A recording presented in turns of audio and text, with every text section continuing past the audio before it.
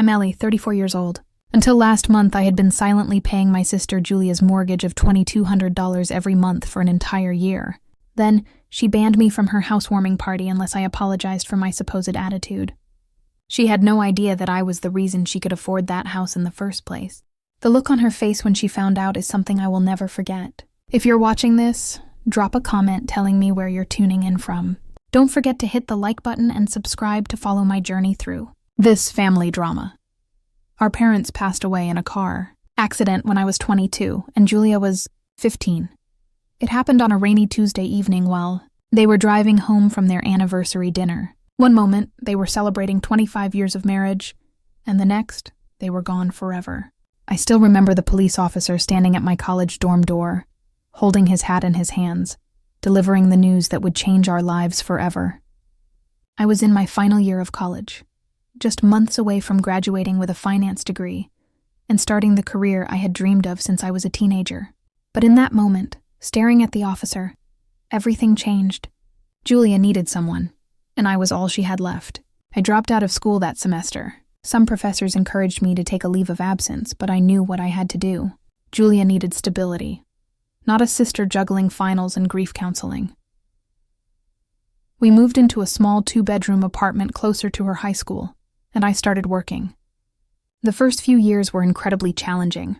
I worked as a waitress in the mornings, an office assistant in the afternoons, and picked up weekend shifts at a local clothing store. The money was barely enough, but somehow we managed. Julia was understandably devastated by our parents' death, and I did everything I could to help her through her grief while managing my own. Every night, I helped her with homework at our tiny kitchen table. I attended every parent-teacher conference, every school performance, and cheered the loudest at her high school graduation. When she was accepted to college for interior design, I cried tears of joy and pride. I had silently promised our parents in my heart that I would ensure Julia had every opportunity they would have given her. During those years, Julia and I grew incredibly close. We were all each other had in the world. We developed inside jokes, traditions for holidays, and a deep understanding of one another. Each year, on the anniversary of our parents' death, we would visit their graves and then go get ice cream at their favorite shop, just like they used to take us when we were little. As Julia thrived in college, I gradually built my career in finance. I started as an office clerk at a small investment firm, taking night classes to finally complete my degree. It took me 4 additional years, but I eventually graduated and worked my way up in the company. During her college years, Julia called me every other day to talk about her classes, her friends, and later her internships. I noticed small signs of jealousy when I received my first big promotion to financial analyst. Julia made comments about how things came easily to me, which couldn't have been further from the truth. Nevertheless, I brushed it off, attributing it to typical sibling dynamics. By the time Julia graduated, I had established myself in my career and was able to help her with the down payment on her first apartment. She seemed grateful, though she made sure to tell me she would pay me back every penny, even though I never asked for repayment. The real shift in our relationship occurred 3 years ago when Julia met Mark. He was a marketing executive, charming at first, but I quickly noticed his controlling tendencies. He would answer questions directed at Julia, check her phone while she was in the bathroom, and make subtle comments that undermined her opinions. I tried to talk to Julia about my concerns once, very gently, but she became defensive immediately. After that conversation, I noticed Mark kept his distance from me. He made excuses about why Julia couldn't meet me for our weekly coffee dates. Our phone calls became less frequent, and when we did talk, Julia seemed different, more reserved. When Julia and Mark got engaged after only 8 months of dating, I put on a happy face for her sake. I threw her an engagement party, helped her plan the wedding, and stood by her side as her maid of honor. Throughout the wedding planning, Mark made decisions that should have been Julia's, but she seemed happy to let him take control. After they married, our relationship deteriorated further. Julia would cancel plans at the last minute, and when we did get together, Mark was almost always present, monitoring our conversations. Julia began complaining about things I supposedly did or said that upset her, things that either never happened or were distorted versions of reality. Last year, I received a huge promotion to Chief Financial Officer at my company. It was the culmination of years of hard work, late nights, and sacrifices. When I called Julia to share the news, her response was lukewarm at best. Later, I overheard her telling Mark that I was probably just promoted because I was a woman and the company needed diversity. That comment stung more than I can express. Things came to a head at Julia's birthday party last year. I had organized a surprise gathering with her friends at her favorite restaurant. Mark seemed annoyed the entire time, shooting me irritated glances whenever Julia was talking to someone else. When I presented Julia with my gift, a beautiful necklace I knew she had been eyeing for months, Mark loudly commented that it must be nice to have so much disposable income to throw around, making everyone uncomfortable. Later that night, Julia took me aside and said Mark felt I was trying to overshadow him with my expensive gift. She asked if in the future I could check with him before planning anything for her. I was shocked, but for the sake of peace, I agreed. Looking back, that was the moment I should have realized how much control Mark had over my sister, and how much our relationship had changed. About a year ago, Julia called me, bubbling with excitement. She and Mark had put in an offer on a house, and it had been accepted. The house was in Oakwood Heights, one of the most expensive neighborhoods in our city. When she sent me pictures, I was stunned. It was a beautiful 2-story colonial with 4 bedrooms, a sprawling backyard, and a gourmet kitchen that Julia had always dreamed of. I was happy for her, truly, but something didn't add up. Mark had a good job in marketing, and Julia was doing well with her interior design business, but a house in Oakwood Heights was well beyond what I thought they could afford. When I gently asked about the financials, Julia brushed it off, saying Mark had received a substantial bonus and that they had been saving diligently. Julia invited me over to see the house before they moved in. As she showed me around, pointing out all the renovations they planned, I couldn't help but notice the flicker of worry in her eyes when she talked about the mortgage. She casually mentioned that the payments were a bit higher than they had expected, but quickly changed the subject when Mark entered the room. Later, while Mark was on a call in another room, Julia confided in me. Their mortgage payment was $4,500 a month, nearly double what they had initially planned for. The interest rate was higher than expected due to Mark's credit issues, which he hadn't disclosed to Julia until after they were approved for the loan. She was worried they had bitten off more than they could chew. I suggested they look for a more affordable property, but Julia was adamant. Mark loved this house, and she didn't want to disappoint him. Besides, they had already signed the papers and put down a substantial deposit. The defeat in her voice broke my heart. That night, I couldn't sleep. I kept thinking about Julia, how I had practically raised her after our parents died, and all the sacrifices I had made to ensure she had a good life. I couldn't stand by and watch her drown in financial stress, or worse, lose the house altogether. The next day, I contacted the mortgage company. I introduced myself as Julia's sister and explained that I wanted to help with their mortgage payments. The customer service representative was understandably cautious, but after verifying my identity and obtaining the necessary permissions, we began discussing options. I learned that I could set up automatic payments toward their mortgage without them knowing. The representative explained that while they would see a reduction in their monthly statement, it would appear as an adjustment to their payment terms, not as a third-party contribution. I arranged to pay $2,200 each month toward their $4,500 mortgage, effectively cutting their payment in half. It would be a significant financial commitment for me, about 20% of my monthly income, but I could manage it by cutting back on my own expenses. I set up the payments to come directly from my account on the 1st of each month, labeled as a recurring transfer to First National Mortgage. I made sure there was no way it could be traced back to me. I wanted to help Julia without damaging her pride or creating tension with Mark, who I knew would never accept such help from me. Why did I keep it a secret? I knew Julia, and especially Mark, would never accept such financial assistance if offered directly. Mark had too much pride, and he already seemed to resent my financial stability. I also wanted to respect their dignity. Sometimes, help that comes with recognition isn't really help at all but a power play, and I didn't want that for our relationship. A week later, Julia called me, practically screaming with excitement. They had received an email from the mortgage company about an adjustment to their loan terms due to a recalculation of their interest rate. Their monthly payment had been reduced by almost half. She called it a miracle. Julia saw the mortgage adjustment as a sign that they had made the right decision with the house. Mark, however, was suspicious. He kept saying that mortgage companies don't just lower payments out of the goodness of their hearts. But Julia convinced him it was due to interest rate changes and their excellent payment history with other bills. Eventually, he accepted their good fortune and stopped questioning it. With their financial burden eased, Julia and Mark moved forward with their renovation plans. Julia called me regularly with updates about the new hardwood floors being installed, the custom cabinetry for the kitchen, and the designer furniture they had ordered. I was genuinely happy that my sister was getting the home of her dreams, even if she didn't know I was helping make it possible. About 6 months after they moved in, Julia began planning their housewarming party. She wanted it to be an extravagant affair, with catered food, a bartender, and even a small string quartet for background music.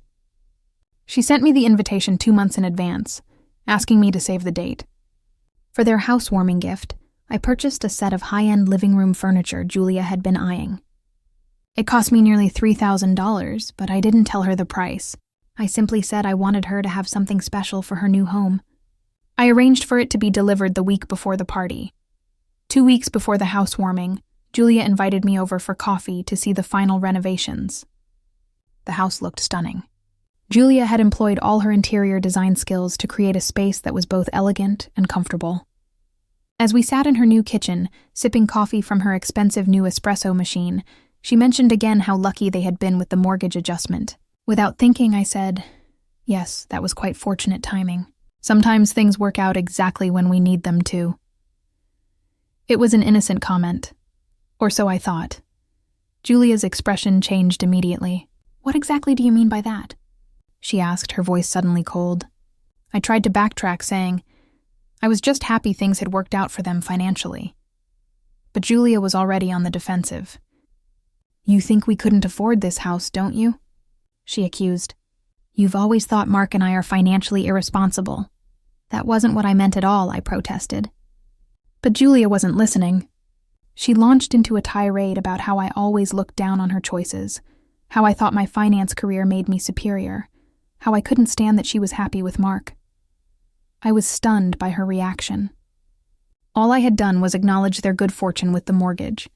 But somehow, in Julia's mind, I had insulted her and Mark's financial capabilities. The evening ended awkwardly, with Julia barely speaking to me as I left. I sent her a text later that night apologizing if I had said anything to upset her, even though I wasn't sure what I had done wrong. She didn't respond until the next day, and when she did, it was clear she had discussed the incident with Mark. Her message was cold and formal, stating that she and Mark felt I had been condescending about their financial situation. Before I could call her to clear things up, my phone rang. It was Mark. His voice was tight with anger as he accused me of being jealous of their beautiful new home and happy marriage. He said I couldn't stand to see Julia happy because I was alone.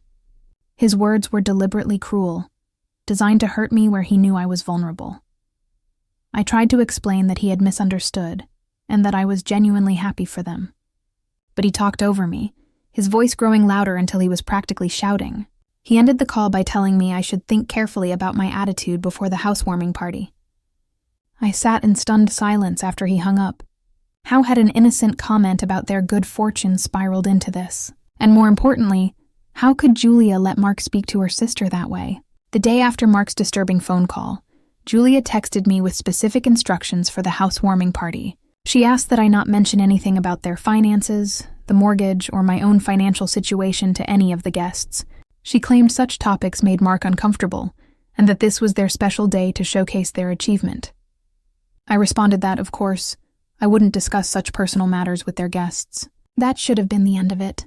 But Julia continued, expressing concern about my tendency to make subtle comments about money. I called her immediately, wanting to address this accusation directly rather than through text. When she answered, I could tell she was in a public place, probably a cafe, from the background noise.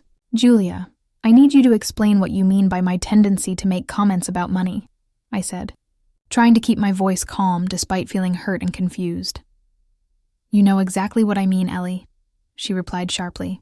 "Like when you visit and mention how expensive something is, or when you talk about your investment portfolio in front of our friends." It makes everyone uncomfortable. I was baffled.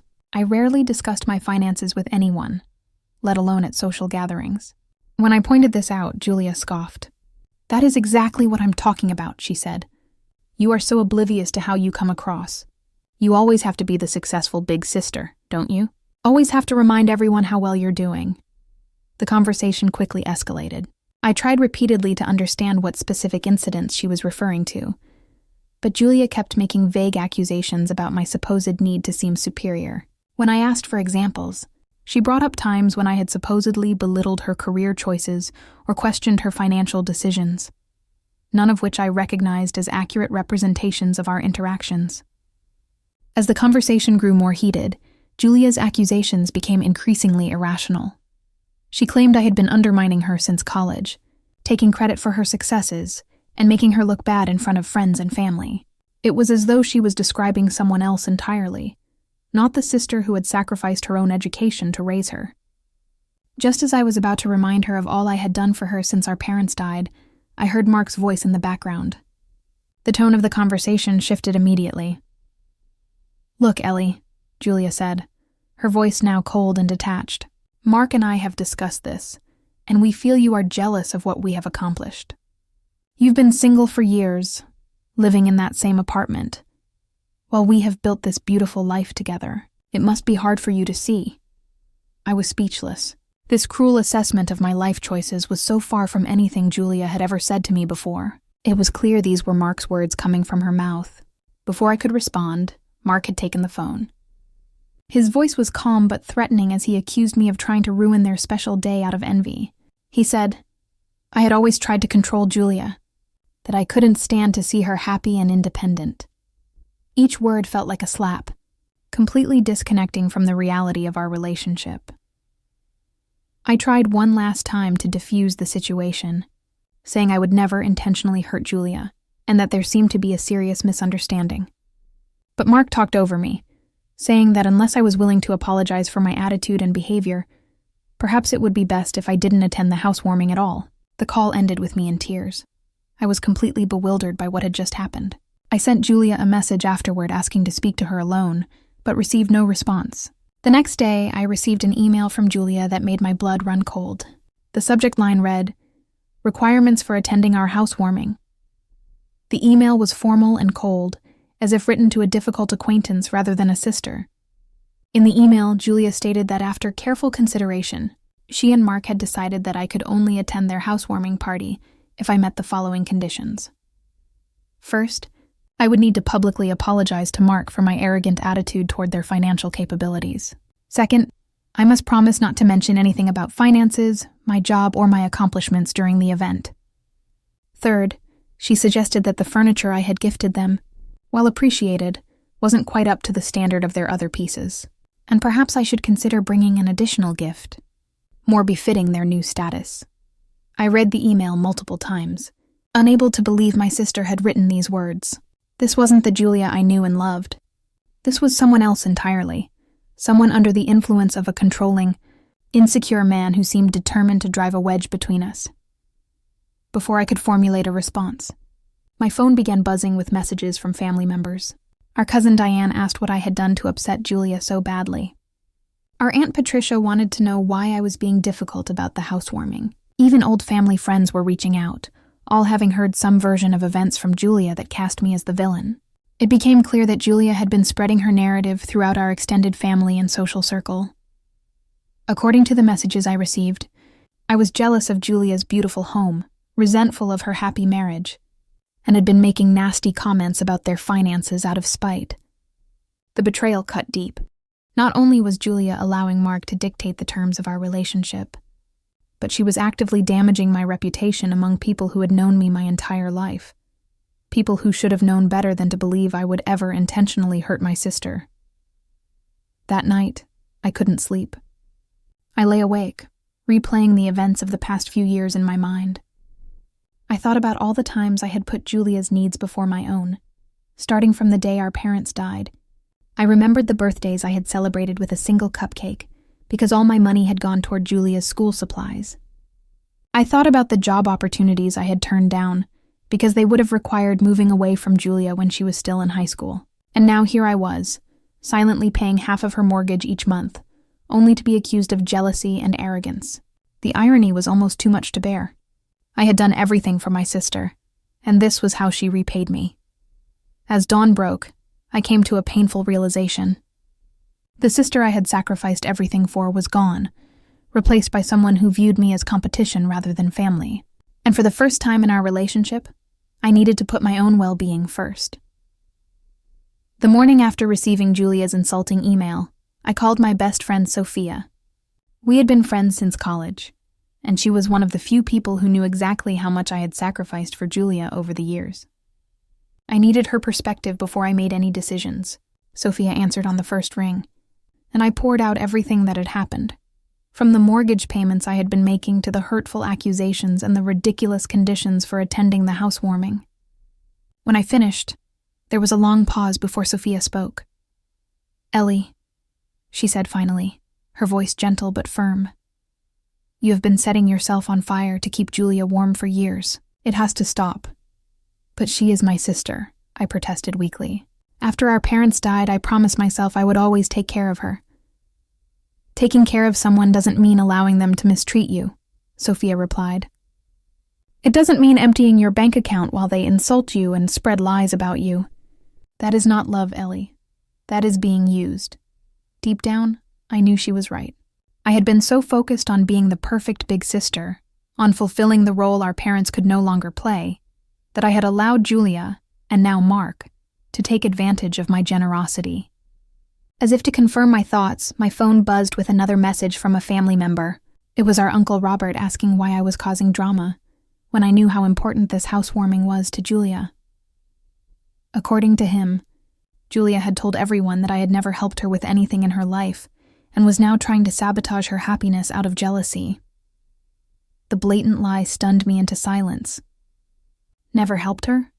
I had given up my education, my early career opportunities, any semblance of a normal young adulthood to raise her. And now she was telling people I had never helped her. That was the moment my decision crystallized. I would not continue to financially support someone who showed such little regard for the truth and such little respect for my sacrifices. With a strange sense of calm, I called the mortgage company.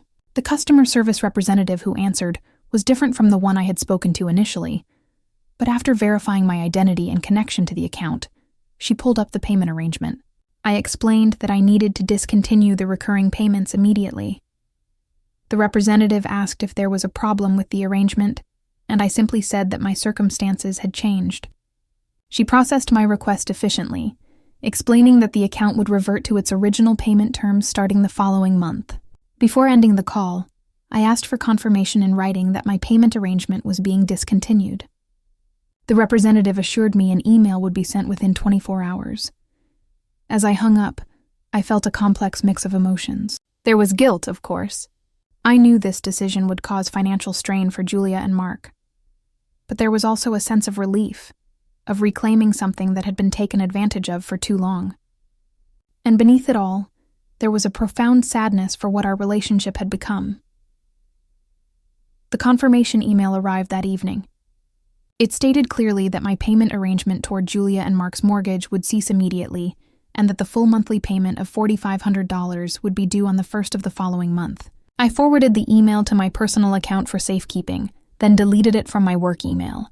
I wasn't sure if or when I would need to prove what I had done, but I wanted the evidence available just in case. The week passed quietly. I threw myself into work, trying not to think about Julia or the housewarming party I was now officially not attending. I declined all calls from family members, not ready to defend myself against accusations based on Julia's lies. Instead, I sent brief texts saying I was swamped with work, but would catch up soon. Then, exactly 1 week after I had canceled the mortgage payments, my phone exploded with notifications. First came a series of texts from Julia, each more frantic than the last. "What did you do?" The first one read, "The mortgage company says our payment is due in full tomorrow. Did you have something to do with this? Answer me, Ellie." Before I could respond, a call came through from Julia. I let it go to voicemail, not ready for another confrontation. Her message was tearful and angry, accusing me of somehow interfering with their mortgage to punish them for not letting me attend the housewarming. As soon as Julia's call ended, Mark called. His voicemail was very different, filled with threats and insults. He called me jealous, spiteful, and pathetic. He said I would regret messing with them, and that he would make sure everyone knew what kind of person I really was. The irony, of course, was that neither of them knew yet what I had actually done. They only knew their mortgage payment had suddenly doubled, and somehow they suspected I was involved. Over the next few days, the messages continued. Julia veered between anger and pleading, while Mark's grew increasingly threatening. I maintained my silence, not yet ready to reveal the truth. Meanwhile, more family members reached out, having heard from Julia that I was somehow trying to sabotage their new home out of spite. Our cousin Thomas, who worked in real estate, asked me directly if I had contacted their mortgage company to cause problems. Aunt Susan demanded to know why I was being so cruel to my only sister. It was clear that Julia was presenting herself as the victim of my supposed vindictiveness, without any understanding of what had actually transpired. She had no idea that for the past year, I had been silently supporting her dream home, asking for nothing in return, not even recognition. The isolation I felt was profound. In trying to help Julia, I had overextended myself financially, leaving little room for my own social life or personal indulgences. My apartment was modest, my car was aging, and my vacations were non-existent, all so I could redirect that money toward Julia's mortgage. And now, I was being vilified by the very person I had sacrificed so much for. At night, I found myself reflecting on our childhood and the years after our parents died. I remembered Julia at 15, devastated and scared, clinging to me as if I were a lifeline. I remembered her high school graduation, how proud I had been watching her accept her diploma, knowing our parents would have been equally proud. I remembered helping her move into her college dorm, arranging her books on the shelf just the way she liked them. Where had that sister gone? When had she transformed into someone who could so easily believe the worst of me, who could spread lies about me without a second thought? Had Mark's influence alone caused such a dramatic change? Or had these tendencies always been there, hidden beneath the surface of our relationship? I didn't have answers to these questions, but I knew one thing with certainty. The dynamic between us had to change. No more setting myself on fire to keep Julia warm. No more silent sacrifices while she undermined me behind my back. It was time to establish boundaries, even if that meant confronting some uncomfortable truths about our relationship. After 2 weeks of dodging calls and avoiding confrontation, I decided it was time to face Julia directly. The housewarming party was scheduled for the coming weekend, and I knew Julia and Mark would be home preparing for it. It was time to clear the air once and for all. I drove to Oakwood Heights on a sunny Saturday morning, my heart pounding in my chest.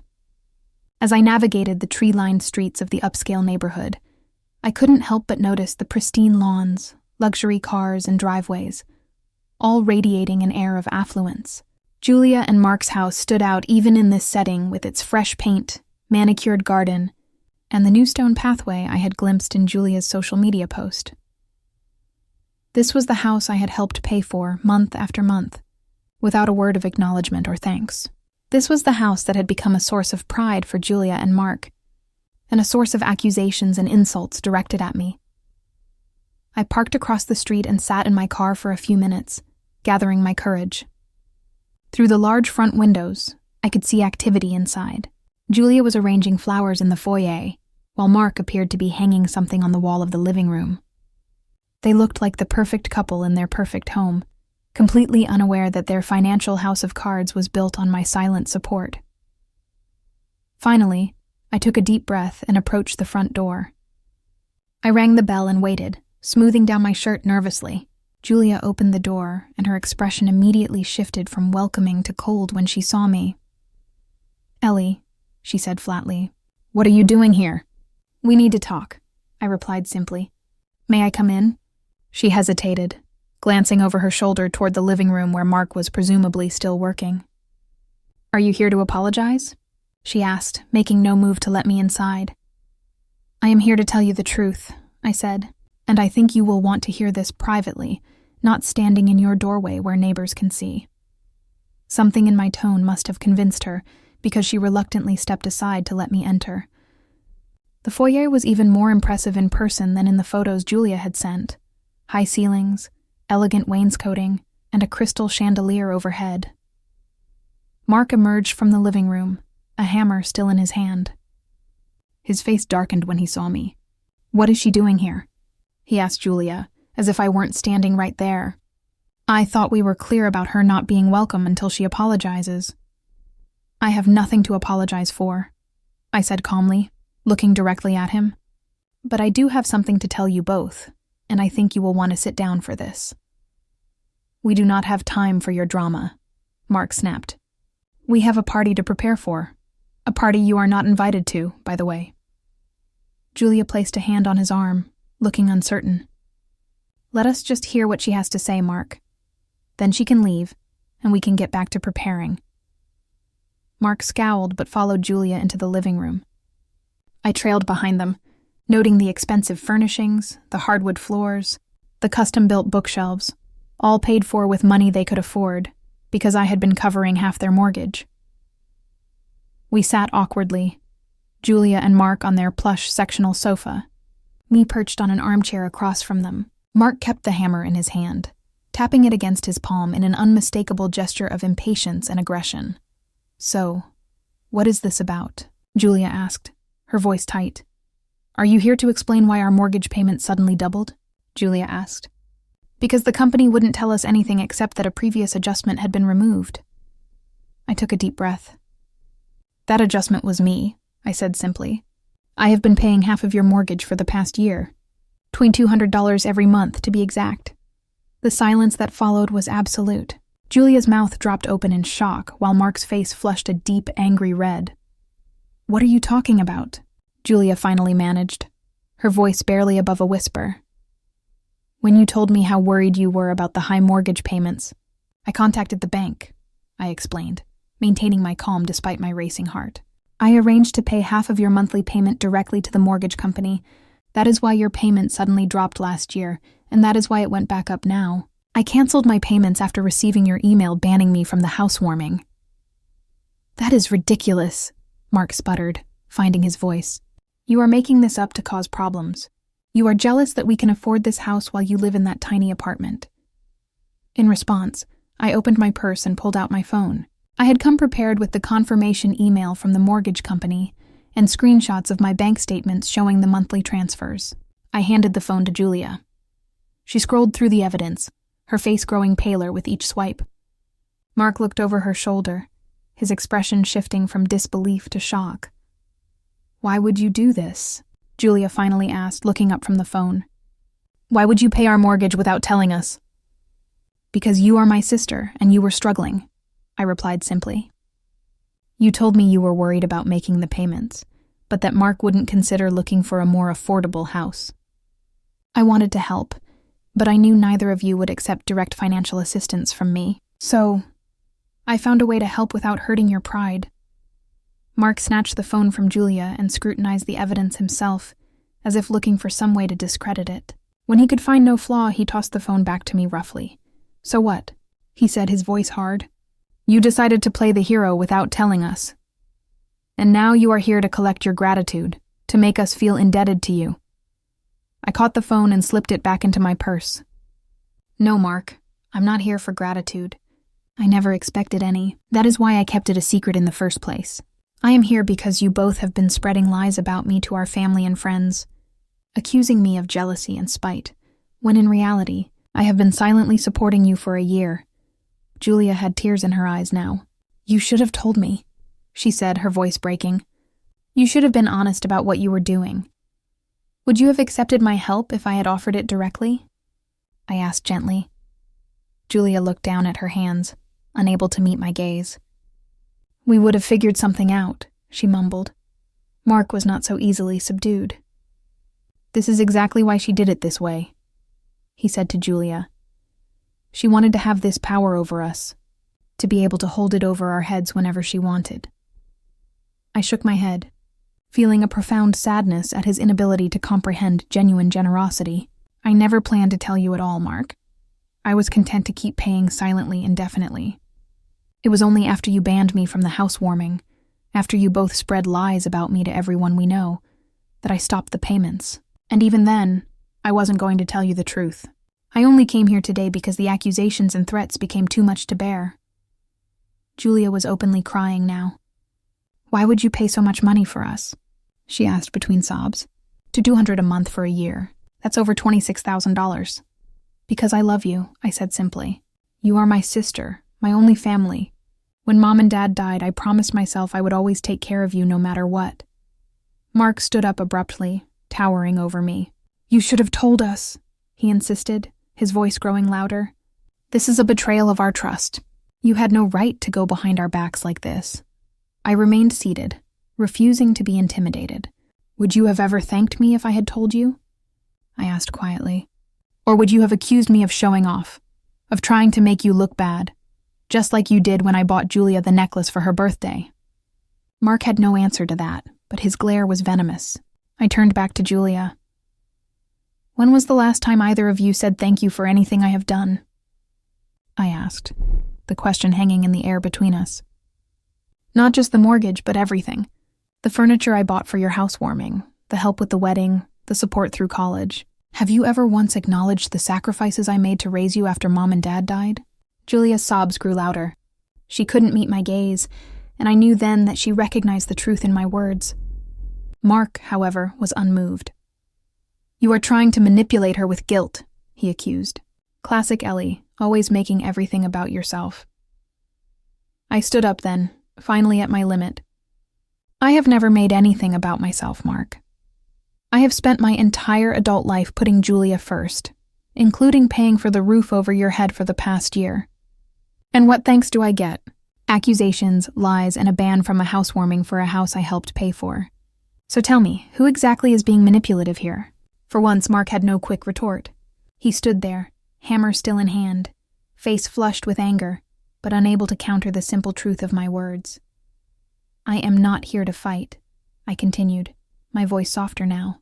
I am here to clear the air, to defend myself against the lies you have both been spreading, and to explain why your mortgage payment suddenly changed. What you do with this information is up to you. With that, I picked up my purse and walked toward the door, my heart heavy, but my conscience clear. I had said what I needed to say. The ball was now in their court.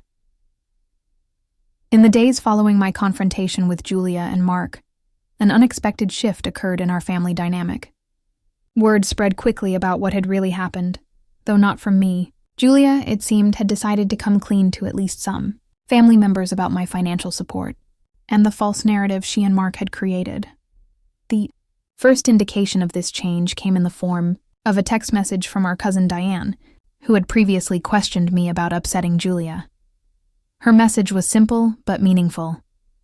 I just heard what you did for Julia. I am so sorry for what I said before. You are an amazing sister. Similar messages trickled in over the next few days. Some were apologetic, others simply expressed admiration for my generosity. A few family members seemed embarrassed that they had so readily believed Julia's version of events without question.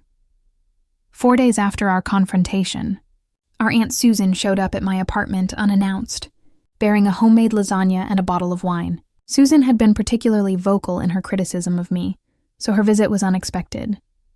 I have come to apologize and to talk, she said when I opened the door. May I come in? Over dinner, Susan shared that she had spoken with Julia, who had tearfully confessed the truth. But Susan had more to say, information that surprised even me. This is not the first time Julia has twisted the truth to make herself the victim, Susan confided. She did the same thing with your cousin Rachel last year, claiming Rachel had deliberately excluded her from a girls' trip when, in fact, Julia had declined the invitation. And before that, she told everyone that her colleague, Stephanie, had stolen her design idea when it was actually Julia who had built upon Stephanie's original concept. I listened in stunned silence as Susan described a pattern of behavior I had been too close to see. Julia, it seemed, had a habit of recasting herself as the wronged party in conflicts, garnering sympathy and support while isolating the person she had falsely accused. I do not think she does it maliciously, Susan added, seeing my distress. I think she genuinely believes her version of events, but Mark encourages this tendency in her. He feeds her insecurities and validates her distorted perceptions. It is a toxic combination. Susan's visit gave me a new perspective on the situation. Perhaps Julia's behavior wasn't entirely Mark's influence, as I had assumed. Perhaps he had simply amplified traits that were already there, tendencies that I had overlooked or excused because of our shared trauma and my role as her protector. The day after Susan's visit, I received an email from Julia. Unlike her previous communication, this one was tentative and conflicted. She apologized for not acknowledging all I had done for her, both recently with the mortgage and throughout our lives. But the apology came with qualifications. Subtle suggestions that I should have been more transparent, that my secretive help had put her in a difficult position. It was a step in the right direction, but still demonstrated her inability to take full responsibility for her actions. The email ended with a hope that we could move past this, but no mention of the housewarming party or the hurtful conditions she had imposed for my attendance. Meanwhile, practical consequences of my decision began to surface. Julia posted on social media about having to cancel a luxury vacation she and Mark had planned for the summer. A mutual friend mentioned that Mark was suddenly interested in overtime opportunities at work. These were small signs that the financial reality of their situation was setting in. I felt a twinge of guilt whenever I thought about their financial strain. But I reminded myself of Sophia's words. I had been setting myself on fire to keep Julia warm. That wasn't sustainable, nor was it healthy for either of us. To help process my conflicted feelings, I scheduled a session with a therapist who specialized in family dynamics. Dr. Reynolds listened attentively as I recounted the history of my relationship with Julia, from our parents' death to the recent confrontation. What you are experiencing is very common among siblings who have experienced parental loss, especially when one sibling assumes a caretaking role, Dr. Reynolds explained. You shifted from being Julia's sister to something between a sister and a parent, which created a complex dynamic that is still playing out in your adult relationship. She went on to explain how such relationships often involve unspoken expectations, deep-seated resentments, and distorted perceptions on both sides. Julia might simultaneously depend on you and resent that dependence, while you might feel both obligated to care for her and frustrated by her lack of gratitude. The key, Dr. Reynolds suggested, was establishing healthier boundaries. You can love and support your sister without sacrificing your own well-being, she assured me. And sometimes, the most loving thing you can do is allow someone to face the consequences of their own choices. As the date of the housewarming party approached, more family members reached out to me. Our cousin Thomas, who had initially accused me of interfering with Julia's mortgage out of spite, called to apologize. During our conversation, he revealed something interesting. You know, he said hesitantly, Julia and Mark have been putting on quite a show for everyone. They talk about how financially successful they are, but I'm in the real estate business and know many of the loan officers in town. A buddy of mine at the bank hinted that they were barely approved for that mortgage, and only because Mark's father co-signed the loan. This new information fit with the pattern I was beginning to recognize. Julia and Mark had been projecting an image of financial success that didn't align with reality, and my secret support had unwittingly enabled that facade. A week before the housewarming, I received a text from Julia that simply read, "Are you coming to the party?" The fact that she didn't reference her previous conditions or offer a genuine apology told me she hadn't fully processed the situation. Replied that I didn't feel comfortable attending given what had transpired between us. Her response was a single sad face emoji, which struck me as inadequate given the gravity of our conflict. Later that day, several friends called to tell me the housewarming had been downsized significantly. The caterer, bartender, and string quartet had all been canceled. Instead, it would be a casual potluck for a smaller group of guests. The reality of their financial situation was clearly setting in. And while part of me felt sad for Julia's disappointment, another part recognized this as a necessary adjustment to their actual circumstances rather than the lavish lifestyle they had been pretending to afford. Through all of this, I maintained my distance from Mark. He had not reached out directly since our confrontation, though Julia mentioned in her email that he was still angry about the situation. I had no desire to engage with him further, recognizing that his influence on Julia was unlikely to change, at least in the short term. Instead, I focused on rebuilding connections with family members who had been misled by Julia's false narrative. I had lunch with our cousin Diane, coffee with Aunt Patricia, and a long phone conversation with our Uncle Robert. In each interaction, I was honest about what had happened but refrained from disparaging Julia or Mark. I simply stated the facts and let them draw their own conclusions.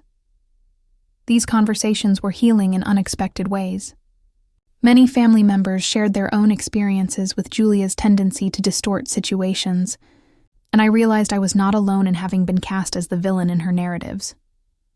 2 days before the housewarming, I received a brief text from Julia that felt more genuine than her previous communications.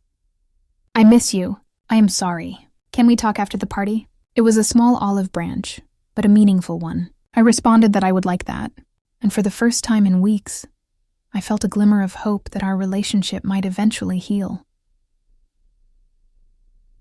3 months after the housewarming party, which I ultimately did not attend, I was working late at my office when my assistant knocked on the door. "There is someone here to see you," she said. "She says she is your sister." I felt a rush of emotions, from surprise to apprehension to curiosity. Julia and I had exchanged a few text messages since her party, mostly surface-level pleasantries, but we had not yet had the deeper conversation she had suggested. "Show her in," I said quickly, closing the financial report I had been reviewing and standing up to greet her. Julia entered hesitantly, looking different than I remembered from our confrontation. Her designer clothes had been replaced with a simple blouse and jeans. Her elaborate hairstyle with a straightforward ponytail, but the most noticeable difference was in her expression, which carried a vulnerability I hadn't seen in years. "Hey," she said softly, hovering near the door. "I hope I'm not interrupting anything important." "Nothing that can't wait," I assured her, gesturing to the chair across from my desk. "Do you want to talk here, or would you prefer to go somewhere more comfortable?" Julia glanced around my office, taking in the awards on the wall, the view of the city skyline, the trappings of the success I had worked so hard to achieve. "Could we maybe go to that coffee shop around the corner?" she suggested, the one we used to go to when I was in college. I was touched that she remembered our old haunt, a cozy cafe where we had spent countless hours during her undergraduate years, me helping with her design projects, her listening to my work stories. It had been our special place before Mark, before the distance between us grew. We walked to the cafe in companionable silence, ordered our usual drinks, mine, a black coffee, hers a vanilla latte, and found a quiet table in the corner. For a moment, neither of us spoke, both seemingly unsure how to begin bridging the gulf between us. Julia broke the silence first. "I have been doing a lot of thinking these past few months," she said, staring into her coffee cup. "About us, about what you did for me, about how I treated you." "I'm so sorry, Ellie." Her voice cracked on the last words, and I could see she was fighting back tears. I reached across the table and placed my hand over hers, a gesture of connection we hadn't shared in too long. "I owe you so much more than an apology," I said quietly. "I owe you my entire life," she continued. "After Mom and Dad died, you gave up everything for me. Your education, your freedom, your youth, and instead of being grateful, I let myself believe you were trying to control me or show me up. I was so wrong." I could feel my own eyes welling up now. "It means a lot to hear you say that," I said softly. "I never wanted gratitude, Julia. I just wanted us to be sisters, to support each other, to be honest with each other." "I know," she nodded, "and I ruined that. I let Mark convince me that your success was somehow a commentary on my failures, that your help was really just a way to make yourself feel superior. I believed him because it was easier than acknowledging how much I owed you, how much I had taken from you over the years." She took a deep breath before continuing. "Things have changed at home. Mark and we are struggling, not just financially, though. That is a big part of it. Without your help, the mortgage is crushing us. But it's more than that. Once I started standing up for you, questioning his interpretation of your actions, our relationship changed. He doesn't like being challenged." She went on to explain that they were in counseling, trying to save their marriage, but she wasn't sure it could be salvaged. Mark's controlling behavior had extended beyond me to her friends, her work colleagues, even her choice of clothing and hobbies. The perfect life they had projected to the world was crumbling. under the weight of financial stress and relationship dysfunction. I'm not telling you this to make you feel bad about stopping the mortgage payments, she clarified quickly.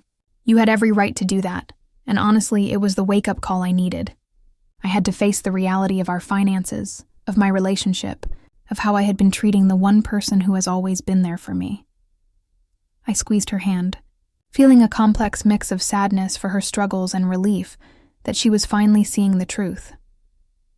I never wanted to hurt you, I said honestly.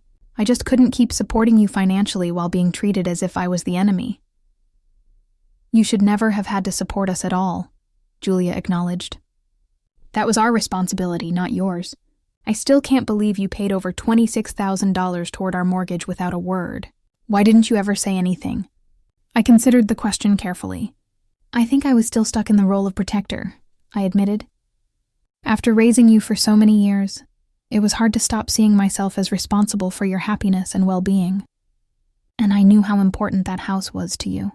Julia wiped away a tear. I didn't deserve your protection, she said quietly. Not after how I treated you. I have been so blind, Ellie, to what you sacrificed for me after Mom and Dad died, to everything you have done for me since. I took and never gave back. And then I had the audacity to ban you from my housewarming unless you apologized to Mark. I can't believe I did that. We talked for hours, delving into the patterns that had defined our relationship, the misunderstandings and resentments that had built up over time. Julia shared more about Mark's influence, how he had slowly isolated her from people who questioned his narrative, including me.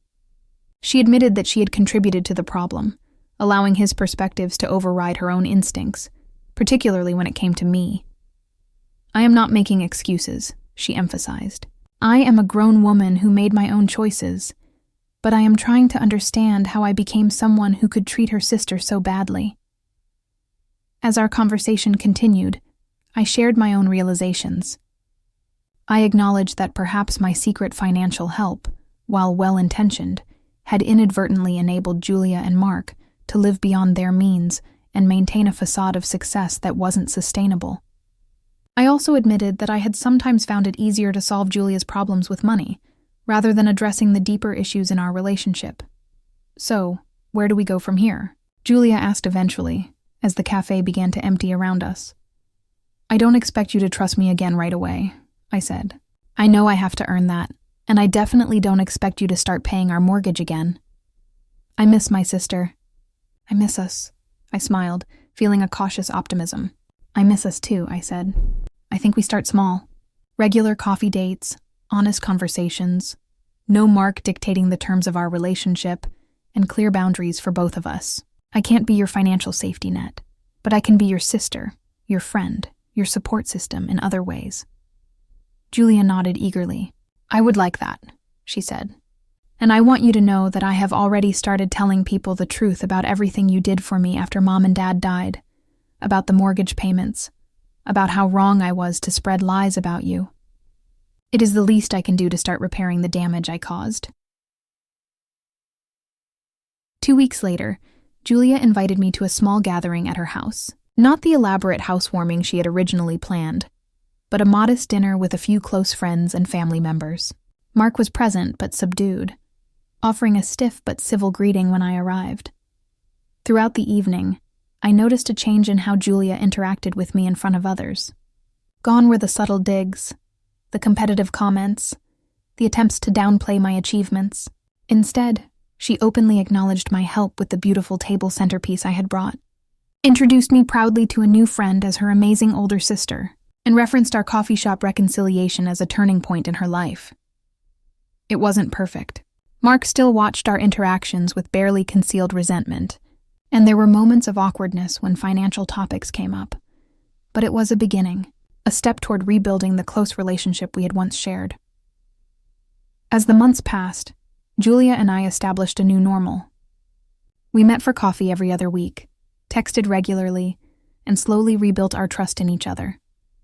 Julia made efforts to correct the false narrative she had spread about me, though the damage to my reputation wasn't entirely reversible.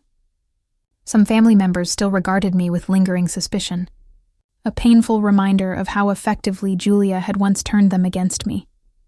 Mark and Julia eventually downsized to a more affordable home, a decision Julia made with surprising grace. She told me she had realized that no house was worth the stress or the damage to our relationship.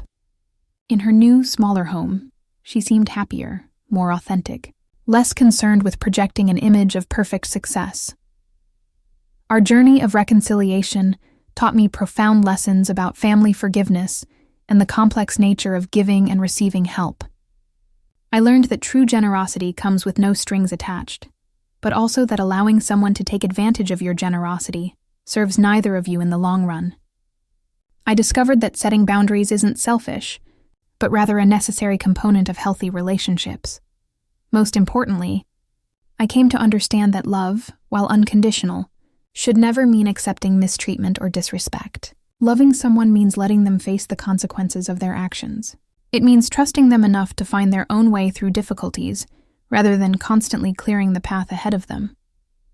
Today, Julia and I are still healing, still learning how to be sisters without falling into the caretaker and dependent roles that defined us for so long. It is not always easy, but it is real and honest in a way our relationship hasn't been for years. I no longer pay Julia's mortgage, but I have found other, healthier ways to express my love for her. She, in turn, has learned to show her appreciation not just in words, but in reciprocal acts of kindness and respect. We are, at long last, truly sisters rather than benefactor and beneficiary. Have you ever had to set difficult boundaries with someone you love? Share your experiences in the comments below. Sometimes the hardest choices lead to the most meaningful growth in relationships. If this story resonated with you, please hit the like button, subscribe to hear more stories like this, and share with someone who might need to hear that it is okay to establish healthy boundaries, even with family. Thank you for listening to my journey. And remember, true love means wanting the best for someone, even when that requires difficult choices and painful truths.